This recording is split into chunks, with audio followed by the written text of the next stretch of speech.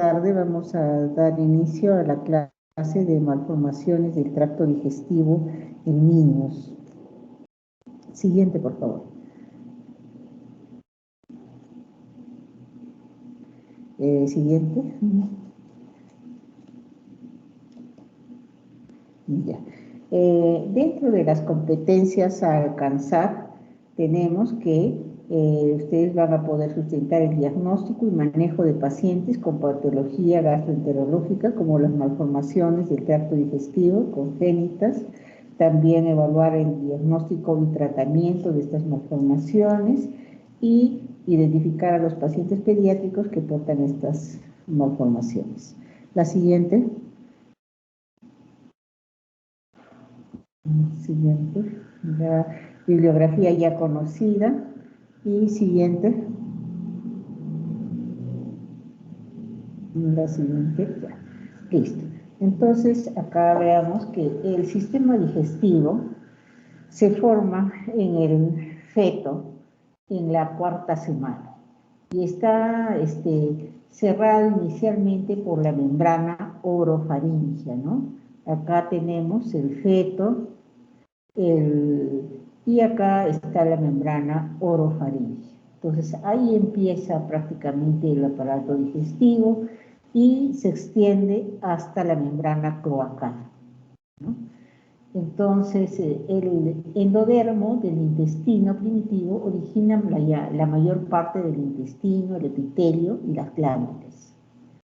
El epitelio del extremo craneal, procedente del ectodermo, y del ectodermo en el extremo caudal del protodermo. Miren, aquí está en esta altura. Y esto se va a dividir en un intestino primitivo anterior, en un intestino primitivo medio, que es esta parte de acá, y un intestino posterior, ¿no? El intestino primitivo anterior, de ahí derivan la faringe primitiva y sus derivados. También derivan las vías respiratorias inferiores, el esófago, el estómago, ¿no? El duodeno, el hígado, acá tenemos el hígado en rojito, las vías biliares, acá la vesícula biliar, las vías biliares, y finalmente el páncreas. Todo eso deriva del intestino anterior. Entonces, veamos un poquito el esófago, ¿no? El esófago se desarrolla a partir del intestino primitivo anterior por debajo de la faringe. Acá tenemos las bolsas faringeas y acá está el esófago. Y dice, se separa de la tráquea por un tabique, que es el tabique, esta es la tráquea, y se separa de la tráquea por un tabique, que es el tabique tráqueo-esofágico. Y alcanza su longitud relativa a finales de la 7ª semana. Su epitelio y glándulas derivan del ectodermo y se recanaliza a la 8ª semana. El músculo estriado se encuentra en el tercio superior y proviene del mesénquima del 4º y 6º par faringios. Y el músculo liso se encuentra en el tercio inferior y proviene del mesénquima esplánico. El siguiente, por favor. Siguiente. Listo. En el intestino medio, como les decía, consta del intestino medio, sale la mitad distal del duodeno, ¿no? El yeyuno, el ilion, el ciego, el colon ascendente y la mitad proximal del colon transverso. Hasta aquí es el intestino medio. El intestino posterior viene a ser esta parte que está más clarita, ¿no? Y da origen al tercio distal del colon transverso, hasta la porción superior del conducto anal. Luego viene el colon descendente, ¿no? Y ya acá el recto y el ano, ¿no? Y la vejiga, el tabique, el intestino posterior queda dividido por el tabique urorectal en el recto y el conducto anal para un lado, y por detrás, y y la vejiga y la uretra se encuentran por delante. La siguiente, por favor. Hemos hecho un pequeño repaso de la embriología del tubo digestivo para poder recordar y un poco ubicarnos en las malformaciones congénitas del tracto digestivo inferior. Así pues tenemos en el tracto digestivo inferior está una malformación, es el vólvulo, ¿no?, que resulta de una falla del intestino medio en su reentrada adecuada al abdomen fetal. El vólvulo ocurre cuando el intestino delgado no está fijo en el abdomen y se sospecha por un estal que contiene la arteria mesentérica superior. Esto lleva a obstrucción arterial, isquemia del intestino medio e infarto. El 8% de niños experimentan síntomas dentro del mes de vida y se caracterizan por distensión abdominal, vómito bilioso, que sugieren obstrucción, ¿no? Heces con sangre, y eso puede ser por perforación y peritonitis. También hay otra malformación que es la malrotación, en la cual el niño presenta dolor abdominal de tipo cólico, vómito y constipación. Aquí se demuestra la posición anormal del duodeno y del intestino delgado en la radiografía del tracto gastrointestinal superior, en tránsito intestinal. Cuando nosotros queremos ver en una radiografía este intestino delgado, tenemos que pedir un tránsito intestinal. Si nosotros quisiéramos ver solo esófago, estómago y duodeno, pediríamos una radiografía de esófago, estómago y duodeno, ¿no?, con contraste.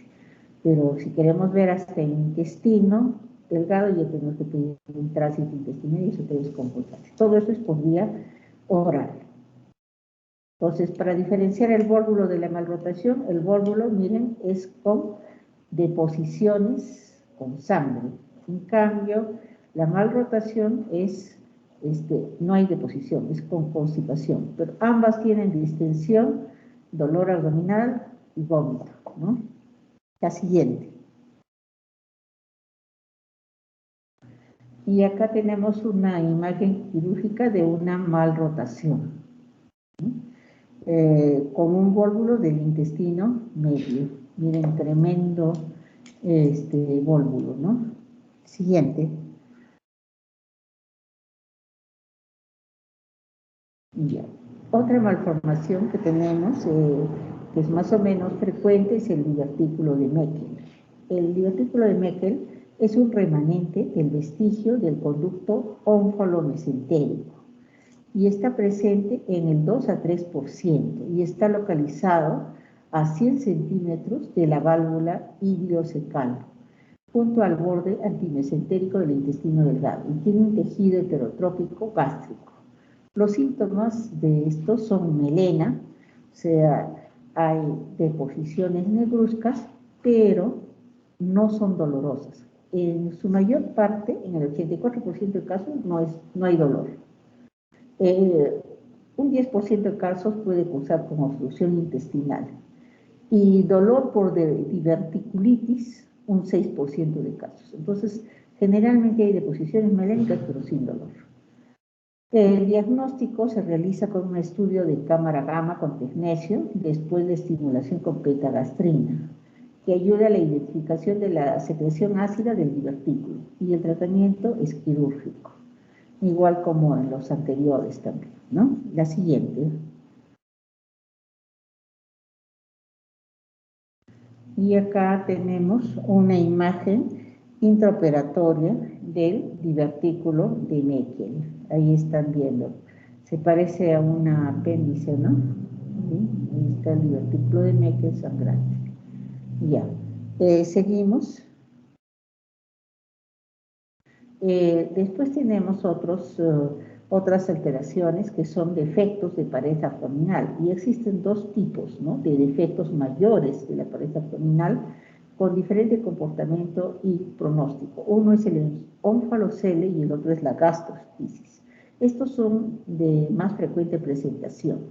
El ónfalocele es un defecto umbilical producido por una regresión incompleta de las vísceras abdominales a la cavidad abdominal. Como consecuencia persiste un defecto cubierto por un SAP en 3 capas de peritoneo, gelatina de Wharton y membrana amniótica. Y su tamaño es variable, denominándose menor si es menor de 5 centímetros de diámetro y mayor si es mayor de 5 centímetros de diámetro. Ocurre 1 por cada 5.000 recién nacidos vivos y suele asociarse a otras cromosomopatías y al síndrome de Berry-Wieber, ¿no? La siguiente. Acá ustedes están viendo una imagen de un paciente con un onfalocele, ¿no? Este es el cordón umbilical y acá dentro hay un asa intestinal y tienen el amnios, la gelatina de Wharton por debajo, ¿no? El peritoneo, que es lo que habíamos dicho, el saco peritoneal. La siguiente, por favor. Después tenemos la gastrosquisis. La gastrosquisis consiste en un fracaso de la vascularización de la pared abdominal, la cual se manifiesta por un defecto paraumbilical, o sea, paralelo al ombligo, ¿no? Derecho, que suele tener un tamaño de 2 a 4 centímetros, con una inserción correcta del ombligo, y por dicho orificio protruyen vísceras no cubiertas. Ocurre en 1 a 2.000 recién nacidos vivos y se asocia a edad baja materna, uso de drogas y en ocasiones aún no se tiene otras anomalías, asociaciones a otras anomalías que puedan acompañar, como atresias intestinales debidas a procesos isquémicos. Veamos ahora la siguiente. Y acá tenemos, miren, acá está el ombligo, ¿no? Y paralelo a esto, ¿no? A la derecha está la gastrosquisis, que es la salida de las asas intestinales, pero no están cubiertas por ninguna bolsa. Esa es la diferencia entre la gastrosquisis y el onfalocele. La siguiente, por favor. Ya. Acá tenemos otro que es la enfermedad de Hirschsprung o megacolon aganglionar congénito.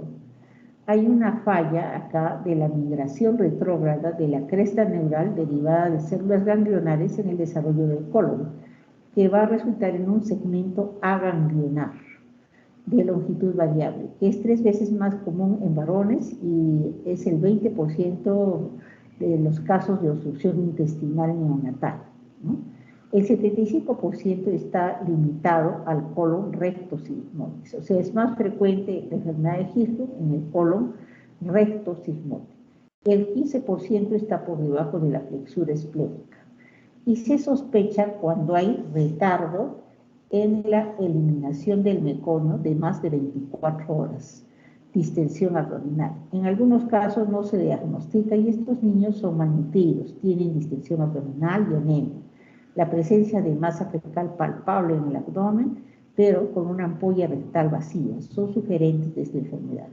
Se diagnostican por radiografía con enema de vario, ¿no? De un colon varietado, encontrándose un segmento delgado aganglionar y otro dilatado proximal ganglionar. La biopsia rectal demuestra la ganglionosis.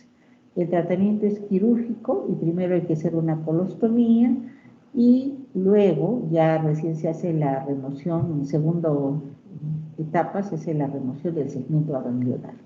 Vamos viendo una radiografía, la siguiente. Y acá ven la radiografía, ¿no? Donde hay una gran dilatación del colon, ¿no? Que está por encima de un área que está bajando acá, estrechamiento, que casi ni se nota, ¿no? O sea, todo esto está dilatado, pero por debajo ya no. No solo la zona ganglionar está acá, en la zona rectosigmoidea. La siguiente. La siguiente, por favor.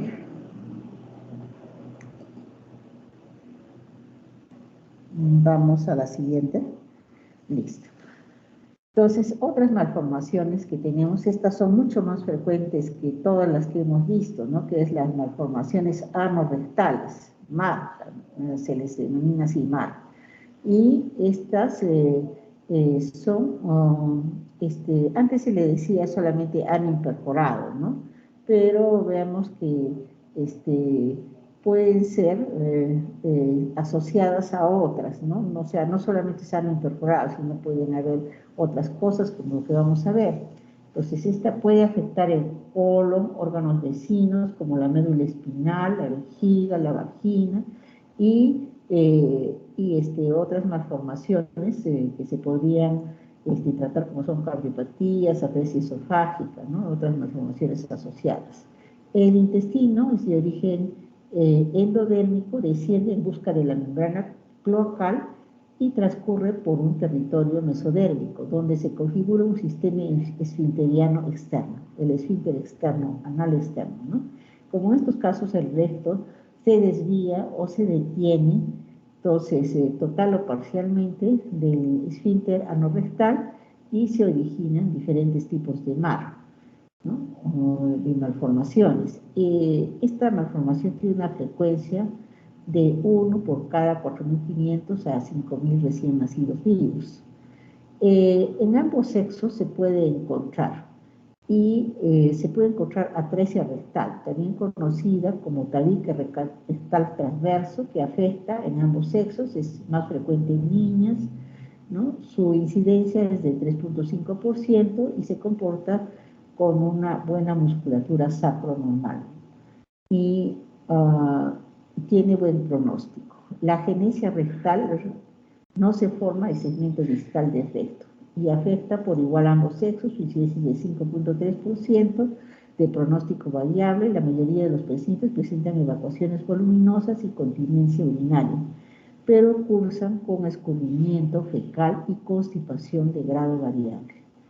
El escurrimiento fecal es la encopresis, ¿no? Heces líquidas que están asociadas a un paciente que cursa con constipación. Después tenemos las fístulas ano o recto perineales. El ano o el recto pueden comunicarse con la superficie perineal a través de un conducto de longitud variable que se aloja del trayecto normal, determinando el pronóstico, ¿no? Y se encuentra fuera del esfínter. Entonces, nosotros podemos fijarnos en estas fístulas porque hay salida de heces en la zona del perineo, ¿no? Estenosis anorrectal. La anatomía conserva su ubicación normal, pero el lumen está comprometido, igual que su longitud. Después tenemos la membrana anal, que son malformaciones poco frecuentes que corresponden a una alteración de la reabsorción de la membrana cloacal. ¿Qué estudios se pueden realizar? Radiografía simple, tóraco abdominal. Siempre es útil e informa de malformaciones en la columna y brinda imágenes de la silueta cardíaca, el aire de la vejiga, la sospecha de fístula rectovesical y permite verificar también la distribución del aire en el intestino. Esa es la primera radiografía que uno realiza. Luego, una radiografía específica para este problema es el invertograma, ¿no? Entonces, si nosotros tenemos un problema de ano imperforado, medimos un invertograma. Este se efectúa en pacientes que no tengan meconio en el pañal, ¿no? Y se pide la placa después de 12 horas de nacimiento en posición vertical invertida. La placa lateral se realiza con el niño con las rodillas flexadas, marcando el RAFE en contraste para buscar la línea de tubo-coxígeno y la posición del fondo del saco rectal. Otro estudio que podríamos hacer es la ecografía abdominal, se recomienda para pacientes antes de operar en busca de dilatación de vía urinaria y masas abdominales. Uretrocistografía es otro estudio que se puede realizar cuando se está pensando en fístula recto-urinaria. El estudio es necesario, dice, si hay infecciones urinarias o ecografía patológica, ¿no? Entonces, en ese caso, hay que hacer la uretrocistografía. La siguiente, por favor. La siguiente. Nicole, la siguiente. Ya. El examen físico es la parte más importante a la hora del diagnóstico de sus pacientes. Así, en las formas altas nos encontramos un perine plano, puede haber meconiuria, ¿no? O sea, heces en la orina, un sacro corto, mala contracción esfincteriana. La presencia de un escroto bífido en ocasiones se asocia a fístulas prostáticas. En las niñas, la posición de la apertura de la fístula es importante tanto para el diagnóstico como para el pronóstico, ¿no? Pudiendo dividirse en fístulas vestibulares, cuando se dan en el vestíbulo, ¿no? Entre los labios, perineal, ya más allá del perineo, vaginal o cloacal. Las formas bajas se presenta una apertura de fístula a nivel perineal, en periné bien conformado y en ocasiones lo que se conoce como asa de cubo, que es un repliegue cutáneo con forma de asa localizado a nivel perineal. La siguiente, por favor. Ya. Entonces, ¿cómo se clasifican las malformaciones anorrectales? En varones tenemos la fístula recto-perineal. En las mujeres también hay la fístula recto-perineal, ¿no? Después tenemos la fístula recto-vulvar, uretral, y tenemos la fístula recto-vestibular en las mujeres. Después tenemos la fístula recto-prostática, uretral en los varones. También tenemos en mujeres ano imperforado sin fístula. Pues tenemos la fístula recto-vesical en el cuello vesical, la cloaca persistente de mujeres. Después tenemos el ano imperforado sin fístula rectal. Pues tenemos en mujeres atresia rectal, ¿no? Y en varones también atresia rectal. La siguiente, por favor. La siguiente. Y acá vemos una imagen intraoperatoria de una malformación anorrectal. Acá hay una atresia anal, no ven el ano, atresia anal, en la que se visualizan unas perlas de meconio, esas cafecitas que están viendo, eso está en el rafe perineal, esas son unas perlas de meconio del rafe perineal. ¿Ya? Y la imagen acá de la corrección de la malformación tras una anorrectoplastía sagital posterior. Ahí se ha hecho una anorrectoplastía. Ya. La siguiente.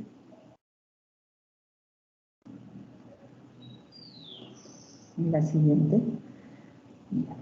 Ahora vamos a ver otro síndrome que no es muy frecuente en niños, que es el síndrome de pólipos en niños, ¿no? El síndrome poliposo en los niños. La presencia de pólipos en el recto es relativamente frecuente en la edad pediátrica. Generalmente se presenta en rectos gimoides como pólipos únicos y se les conoce como pólipos juveniles. Cuando los pólipos son múltiples, nos enfrentamos a la posibilidad que se trate de una poliposis familiar. La que es poco frecuente es la poliposis familiar. Es más frecuente cuando los pólipos son únicos. Ahora, la clasificación de los pólipos tenemos, pólipos pueden ser neoplásicos, ¿no? Únicos. Si son únicos se denomina adenoma.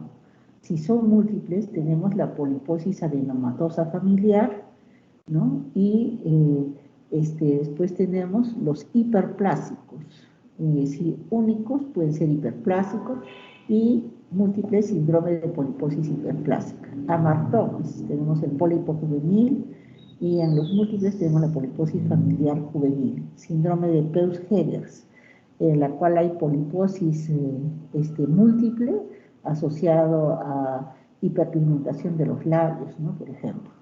Neurofibromatosis también puede estar asociada a neurofibromatosis, síndrome de Cowden y síndrome de Crowe-White y Canadá. Después también pueden ser los pólipos inflamatorios, únicos, pólipos inflamatorios, pseudopólipos o pólipos linfoides. Múltiples tenemos la poliposis inflamatoria, pseudopoliposis inflamatoria y poliposis linfoide. Y sus mucosos tenemos a los lipomas, a los leiomiomas y a los hemangiomas, ¿no? Y dentro de los múltiples tenemos la hiperplasia linfoidea. La siguiente, por favor.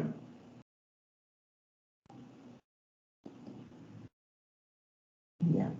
Ahora, los pólipos juveniles se tratan de pólipos solitarios o en escaso número localizados en el recto, excepcionalmente proximal a este, ¿no? Característicamente estos pólipos son pediculados, con un aspecto característico de congestivo, de fácil sangrado al contacto, se presentan en heridas pediátricas de 1 a 2% de niños sanos, se manifiesta como rectorragia, es decir, hay sangrado encima de las heces, ¿no?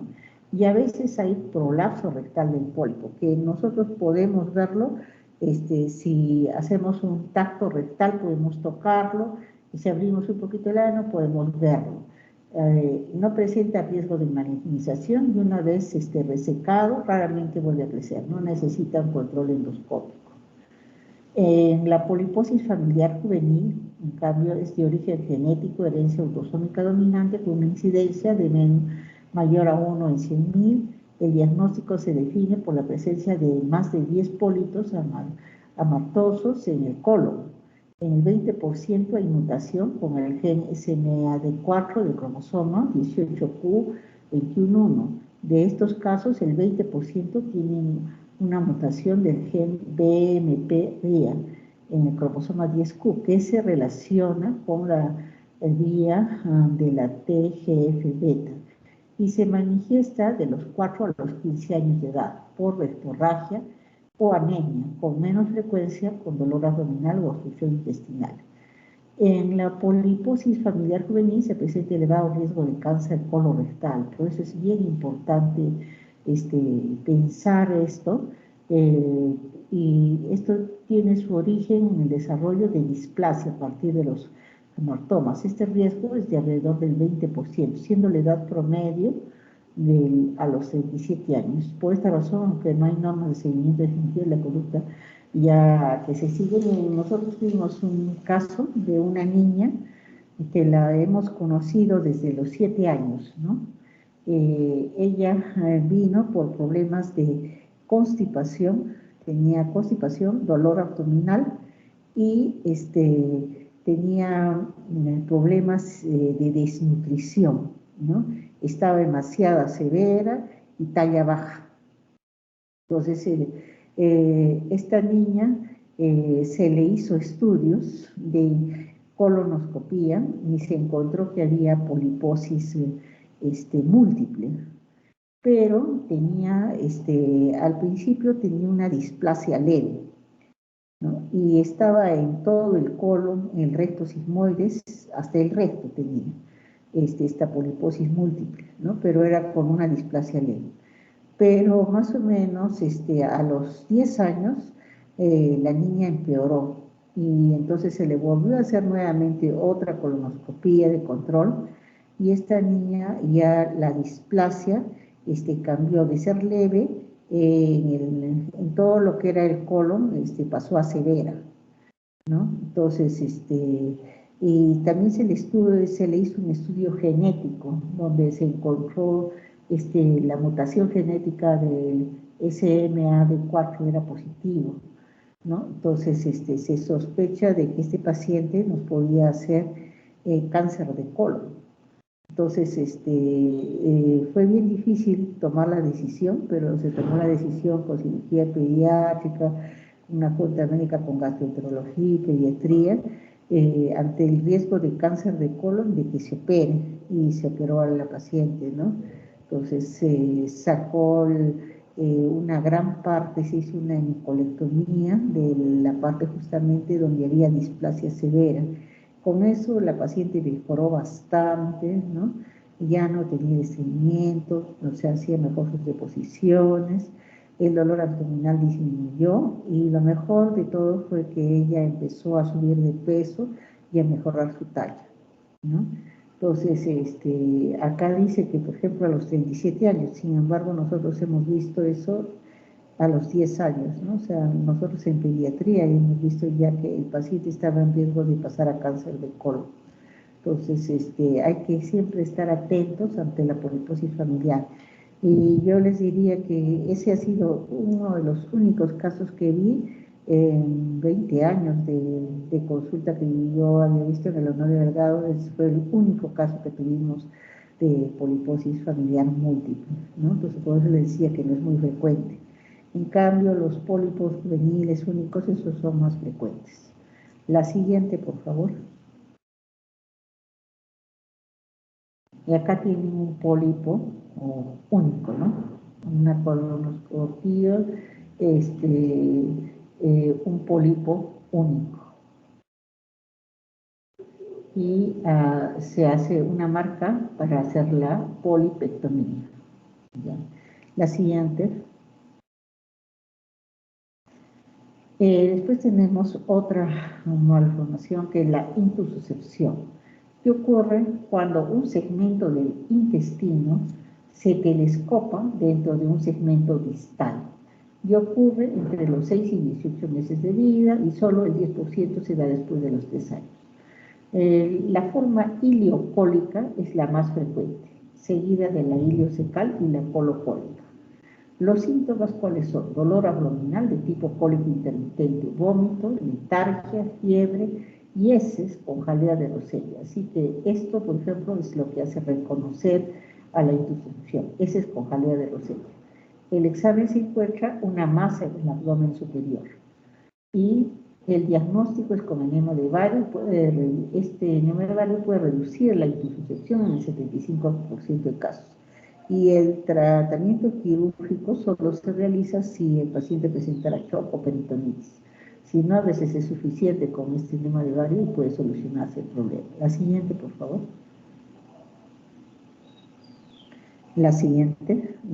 Acá vemos, miren, un intestino normal y acá tenemos una intususcepción iliocecal.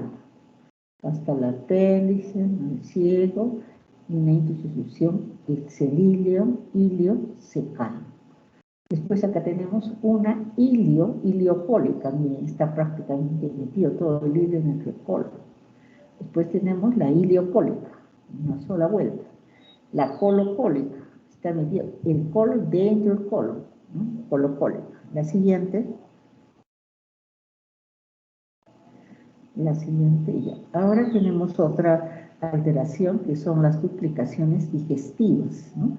Se denominan duplicaciones digestivas aquellas formaciones quísticas que se desarrollan cercanas al tubo digestivo, generalmente sin comunicación con él. Su epitelio es digestivo, secretor y su localización es variable, pudiendo aparecer en cualquier tramo del tubo digestivo. El diagnóstico en general es fortuito por su presentación asintomática, aunque cada vez es más frecuente el diagnóstico prenatal, y se presenta por síntomas que son variados y dependen de la localización de la duplicación.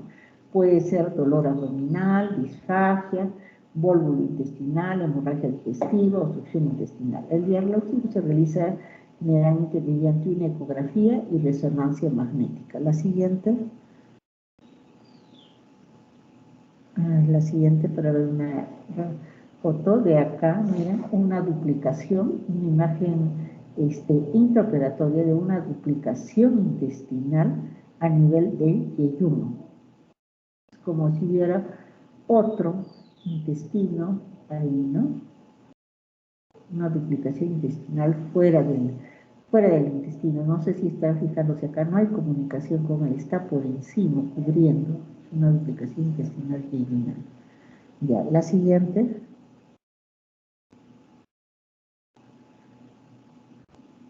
La siguiente, por favor. Ahí.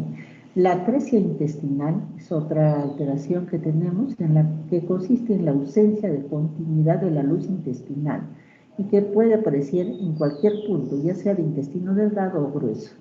Y es una de las causas de obstrucción intestinal en el neonato. Se puede localizar en cualquier punto del intestino delgado y grueso, pero la localización yeyunio-ileal es la más frecuente, o sea, del intestino delgado. La etiopatogenia tiene varias teorías, aunque la más aceptada es la teoría del proceso isquémico intestinal que provoca necrosis y cicatización del intestino.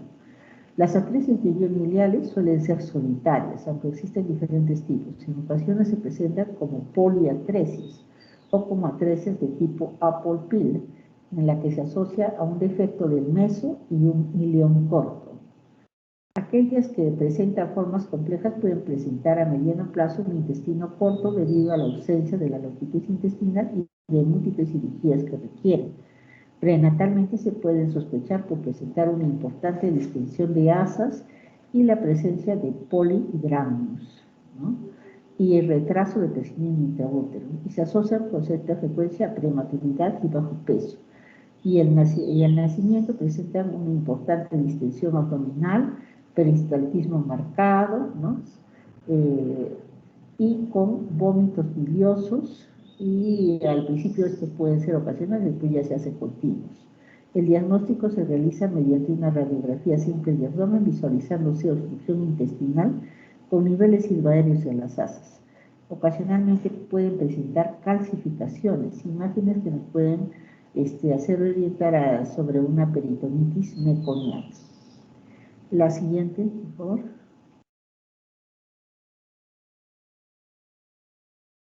La siguiente. Y acá están viendo la figura A, que es una imagen de una atresia intestinal, la tipo 1, y la B es una imagen quirúrgica de una imagen de tipo Apple, ¿no? Apple Pin, que es la 3B, acá, esta. Y luego la C, ya, es todos los tipos, ¿no? Clasificación de las atresias intestinales. La siguiente.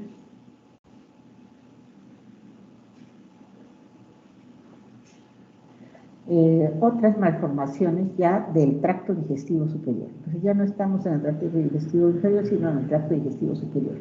Y en el tracto digestivo superior tenemos la atresia esofágica, ¿no? Como la más frecuente es la falta de continuidad de un segmento del esófago en una longitud variable, como sin comunicación con la vía aérea, o sea, como sin fístula, ¿no? En la biología ocurre de 1 a 3.000 a 5.000 nacidos vivos, masculinos y femeninos, se desarrolla por desviación del tabique tráqueo-esofágico en dirección posterior, falta de recanalización del esófago durante la 8ª semana de gestación. En ocasiones, la separación del tubo digestivo se lleva de manera incompleta. El esófago posterior no se separa totalmente de la tráquea, lo que da lugar a distintas fístulas, que pueden ser fístulas traqueosofágicas, atresia esofágica con fístula traqueosofágica distal, tipo 1, ¿no? El tipo 2 es atresia esofágica pura o atresia esofágica sin fístula traqueosofágica. Tipo 3 es fístula traqueosofágica en H o fístula traqueosofágica aislada. Ahora, dentro de la clasificación de los tipos de atresia esofágica, la forma más común de la anomalía es la abertura en el esófago, que suele medir de 1 a 2 centímetros, y la fístula traqueosofágica se une con mayor frecuencia a la tráquea. La 2, menos frecuente, los niños no pueden deglutir. Como no existe fístula, no se observa aire en el aparato gastrointestinal. Entonces, eso es una característica, ¿no? En una radiografía que tomamos tórax abdominal no encontramos aire en el tracto gastrointestinal. En la tipo 3, los lactantes con esta anomalía suelen tener buen peso y rara vez presentan otras malformaciones. Estas fístulas se localizan en la porción superior de la tráquea y el esófago a nivel de la segunda vértebra torácica. En el diagnóstico intervienen los antecedentes prenatales. Si el paciente refiere de que la mamá tuvo polihidramnios, ha habido aborto, partos prematuros, en ecografía prenatal al nacer el niño ya presenta cialorrea, crisis de sufocación, distensión abdominal superior y polihidramnios. La siguiente.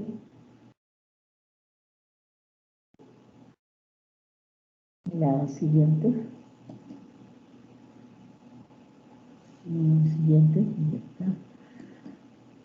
Vamos avanzando.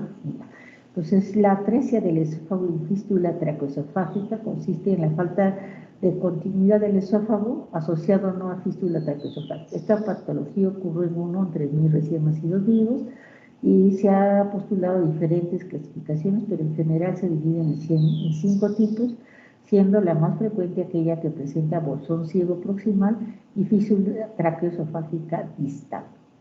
La atresia esofágica, por otro lado, Puede aparecer aislada, pero en ocasiones se acompaña de otras condiciones como prematuridad y en 2/3 de casos se pueden ver asociadas a otras anomalías cromosómicas, como es la asociación de Baxter, ¿no? Acordarse de esta asociación, ¿no?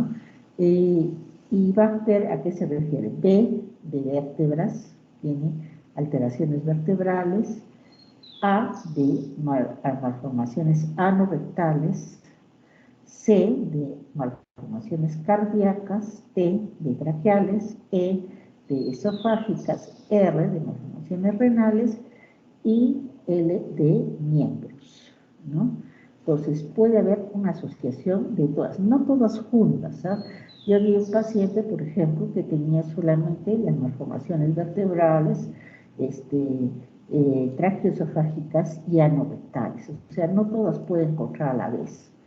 Al nacimiento, los pacientes con atresia esofágica pueden presentar dificultad para tragar, episodios de tos o cianosis y al intentar la primera toma, ¿no? Entonces el paciente no puede tomar sus alimentos, su leche.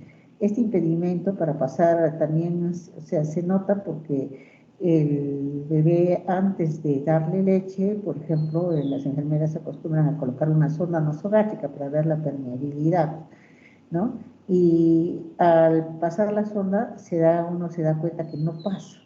Y si nosotros realizamos una radiografía de tórax con la sonda ahí puesta, se ve que se ha hecho un bucle, o sea, se ha doblado la sonda, ¿no? En el bolsón superior. La siguiente. La siguiente, por favor. Vamos a la siguiente, ahí. Y acá estamos viendo los tipos de atresia esofágica. La A es la anomalía más común, ¿no? Que hemos dicho, ¿qué se llama? La atresia esofágica, y acá proximal, y la fístula traqueoesofágica distal. Después la B, que es la atresia pura, ¿no? Pura, que se da en el 8% de casos, generalmente de tipo long gap, no hay fístula acá. La tipo C es una atresia con fístula proximal. Acá lo están viendo, la fístula proximal, ¿no?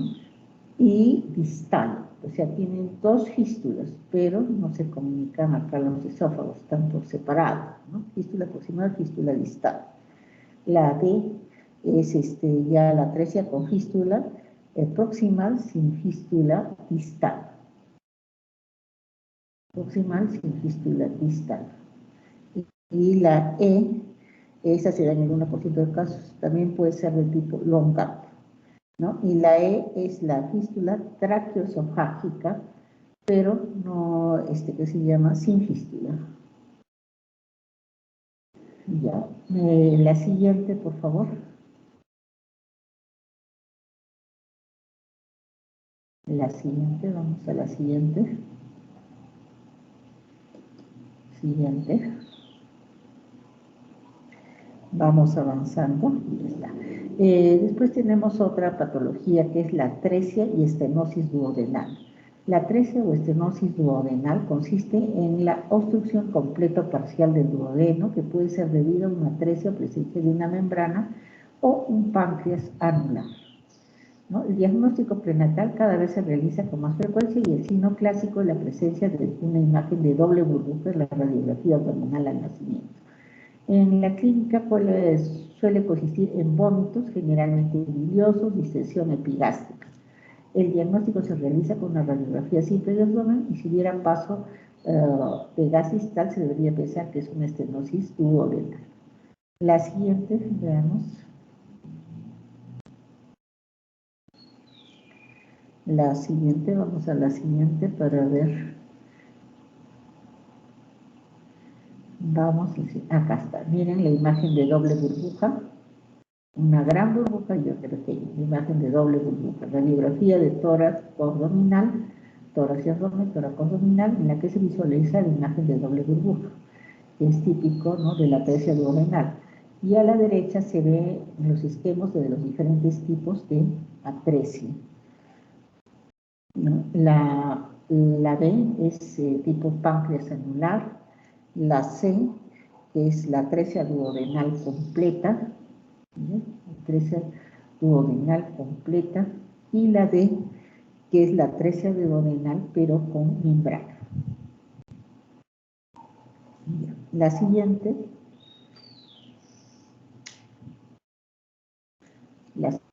Vamos a la siguiente. Y ya hemos terminado casi la mayor parte de malformaciones. Ahora nos vamos a ver un caso clínico, ¿no? Este es un paciente de 1 mes que ingresa con pobre ganancia de peso, vómitos y constipación, y que desde el nacimiento presenta distensión abdominal. Al tacto rectal se encuentra una ampolla rectal vacía, y en la radiografía de abdomen se encuentra con heces en el marco cólico. ¿Cuál sería el diagnóstico? ¿No? Entonces, tenemos ano perforado, atresia rectal, enfermedad de Hirschsprung, constipación funcional o hipotiroidismo congénito. Entonces, ¿cuál sería aquel diagnóstico? A ver, ¿qué dicen ustedes? A ver, Davis, ¿qué dices? ¿Cuál sería la respuesta correcta? ¿A, B, C, D o E?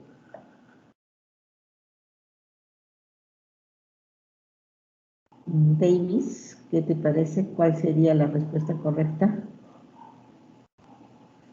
Si el paciente tiene 1 mes de vida, con pobre ganancia de peso, vómitos, constipación, ha tenido distensión abdominal, la ampolla rectal es vacía, ¿cuál sería el diagnóstico?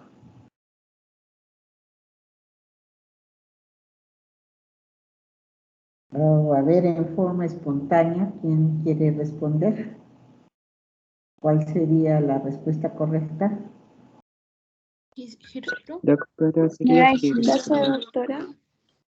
La C, muy bien, la enfermedad de Hirschsprung.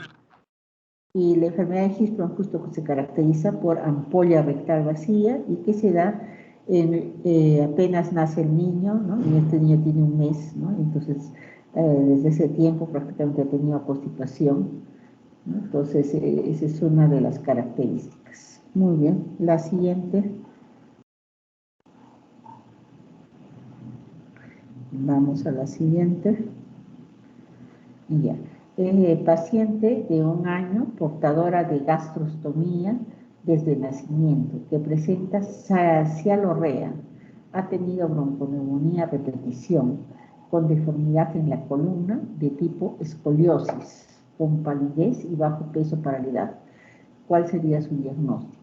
A3 esofágica pura, A3 esofágica y fístula traqueosofágica, la asociación Bacter, fístula traqueosofágica o reflujo gastroesofágico. ¿Qué les parece? A ver, espontáneamente, ¿cuál sería la correcta? A, B, C, D o E. La C. La C, muy bien. La asociación Bacter, ¿no? Entonces, como les dije, este paciente tiene problemas de una fístula también, ¿no? Y ha tenido también atresia esofágica, pero tiene una complicación vertebral que es la escoliosis. Y bueno, también tenía anemia, ¿no? Bajo peso por la edad, un niño que no ha estado ganando bien peso. Muy bien, eso sería todo. La siguiente. Y ahí terminamos. Si tienen hasta acá alguna pregunta.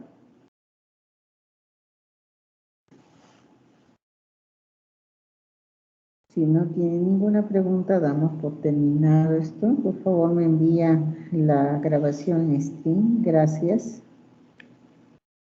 Sí, doctora, yo le envío. Gracias. Listo.